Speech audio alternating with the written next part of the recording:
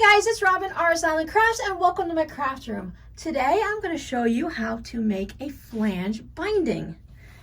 And a flange binding is just a little extra pop of color that's added to our binding in a super simple way to just give it that little bit of extra pow when we're doing our quilts.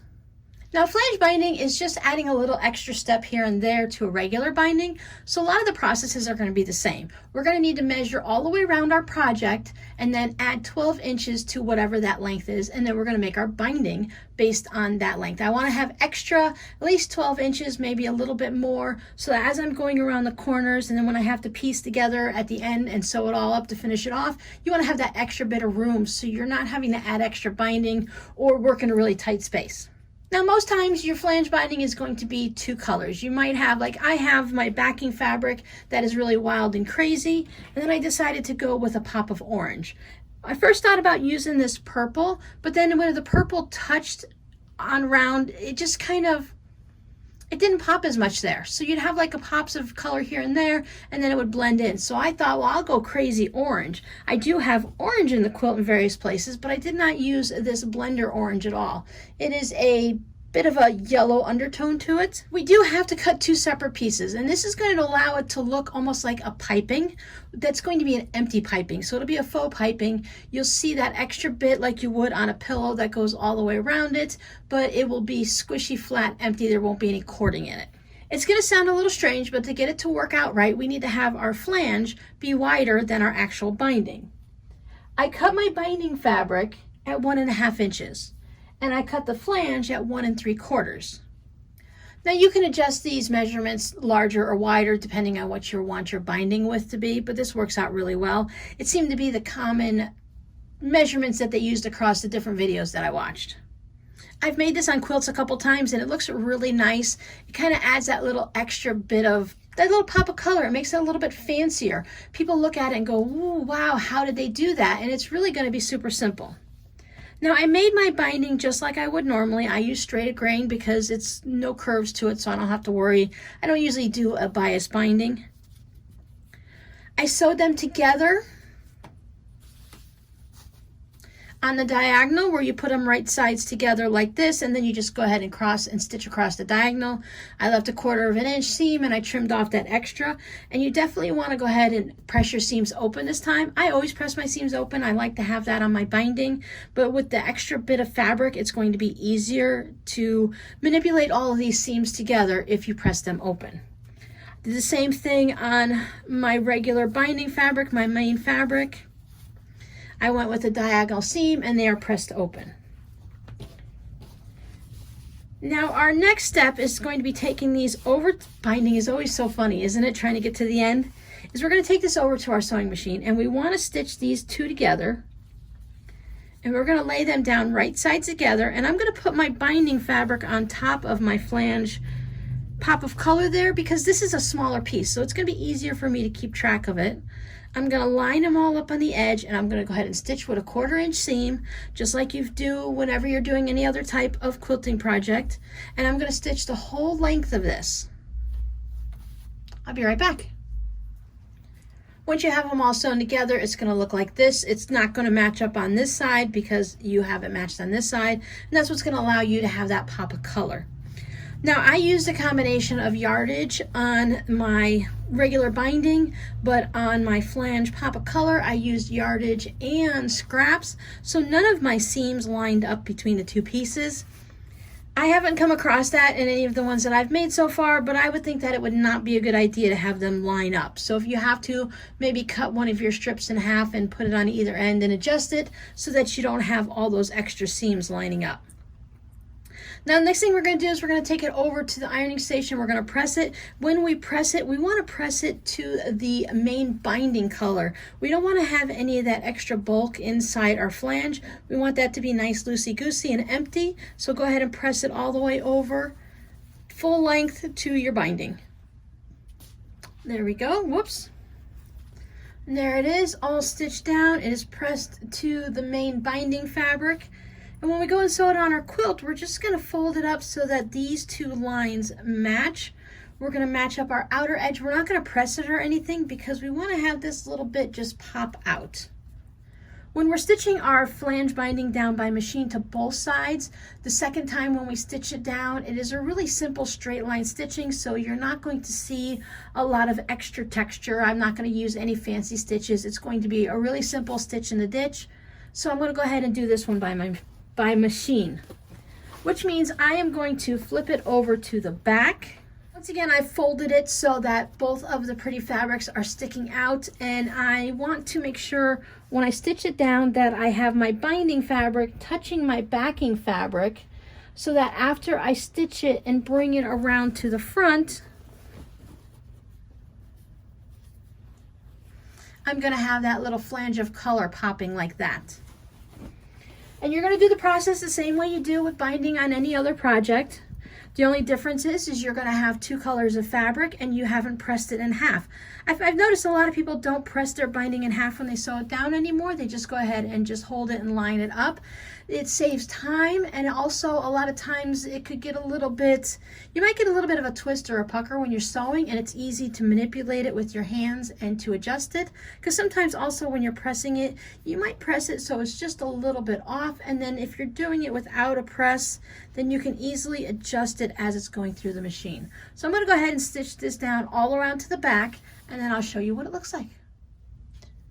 Okay, there it is, all sewn to the back. And I did do something really cool. I have been trying to practice this for a bit.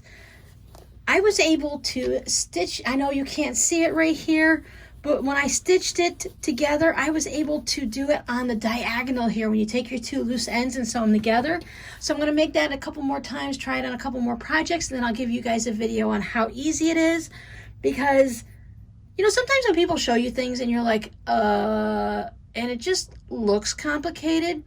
And sometimes they move their hands, or unlike me, you guys know I like to talk, so I tell a lot of details, like I'm telling this story in the middle of a tutorial, and most of you don't want to hear it.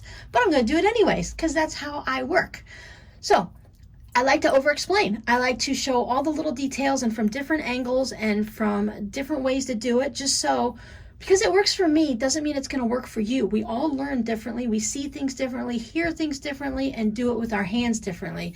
So let me do it a few more times, and then I'll come in and I'll do a tutorial for you guys. But I have it all stitched down. As you can see, it's flange side up. A lot of the videos I was watching, they were putting these flange bindings on fancy dancy quilts, and they would use just a white contrast. So it'd have this nice crisp white piping, you know, faux piping that went around it, but that doesn't mean you have to always use white. You can go crazy and do it like I did.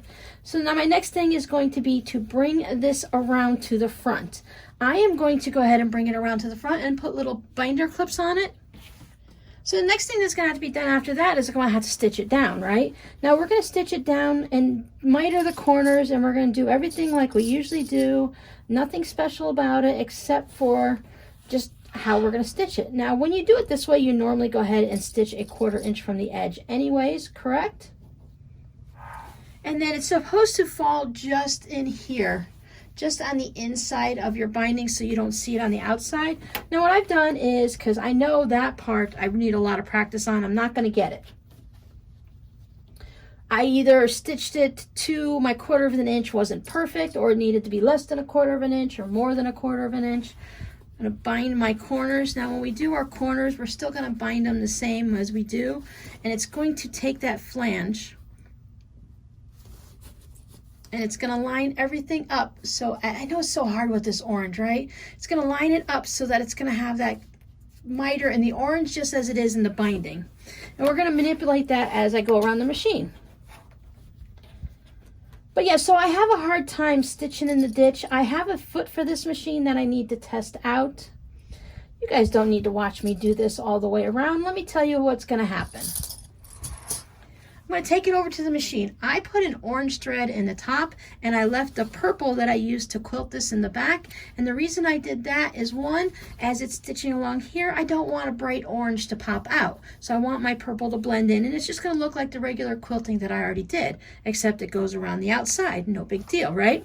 But for here, if I mess up with the purple and that purple gets on the orange, it's really going to pop. So I'm going to be stitching right here at that stitch in the ditch. So you're going to stitch right along the edge here where the orange meets the binding, so where your flange meets your binding. So I'm going to err a little bit more towards the orange side of it. I'm going to try to stay right in there. I know, as I said, I need to get out that edge foot, and it's supposed to make it super easy. So if you have an edge foot, pop that in. You can use a walking foot. I'm just going to use my regular presser foot because that's what I'm used to. And I'm going to stitch all along there. And if I get into the orange a little, and the orange will blend in with this fabric on the flange, I'm going to do my best not to get the orange to pop up here. And if it does, there's a lot of crazy colors going on. Maybe it won't be noticeable, right? So let me go ahead and get these clips all put on. I'm going to get it stitched down, and then we're going to see whether or not I stayed in line or if I got orange onto the binding. And there we go, check that out. I have got the flange, the faux piping, however you want to call it. I did stitch a little bit into the orange. I mean, I know I wanted to make sure that I was in the ditch on the orange side, and for the most part I did. I think any time that I may have gone over just a little, it's just such on one thread that you don't even see like the veer. You know, sometimes when you're doing the binding like this and you'll veer off and you'll see that curve. No curves at all. So based on the way I sew my binding, I knew I wasn't going to get into the ditch here because it is so much wider on the front than the back, and that's just the way I do my binding, and you might find it differently and easier because I use a 2.5 inch binding. If you use a narrower binding, it's easy to get into that ditch, but I have this line right here of the stitching from where it came across from here, and you could see it, but once again it is in the purple, and it looks like I just quilted in an outline stitch or something all around my table runner. And it looks amazing. I love it. I love just that little bit of a pop of orange to it. See how it looks on a table. Yep, and you could definitely see my wonky here. Once I got that binding on, you can see how it comes down to a point. But you know what? I'm okay with that. Like I said, Halloween is wonky. I don't mind that at all. It looks good down on this side. All those fun colors. Now, this is really crazy town. Lots of colors, lots of fun designs and brightness. It's really a novelty table runner. As I said in the other video, you can hang this up on your wall. You can put it as a banner this way. You can hang it this way over a doorway or something like that, or just on the wall. But I feel really good about this. I love the way it turned out. You know, and I was thinking when I was sewing this, when I did this a few years ago, I did struggle with it a little bit. I struggled with getting everything stitched together and getting it folded over and then stitching it down like this by machine. There was a point where I couldn't even stitch down the binding by machine. But I found that if I come back a year later and just try things again, that it gets easier and easier every year that goes by because I keep putting in more time.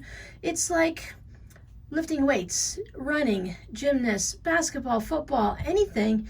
You work on your thing. Whatever your thing is, our thing is quilting. We work on our process and we work on our techniques, and they improve as time goes by because we put so many hours into working on these projects. Even if you made the same if you took charm squares, sewed them all together, turned them into a quilt, did some straight line quilting, cross hatch like you would for like down the center of the 9 patch in either direction, threw some binding on, you're done.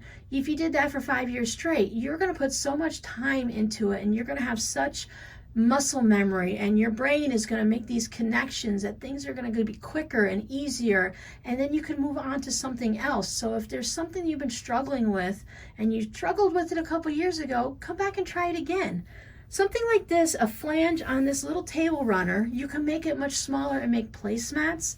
It's such a small project. I'm not doing it on a king size quilt where I'm already frustrated because I'm trying to get this king size quilt through my machine.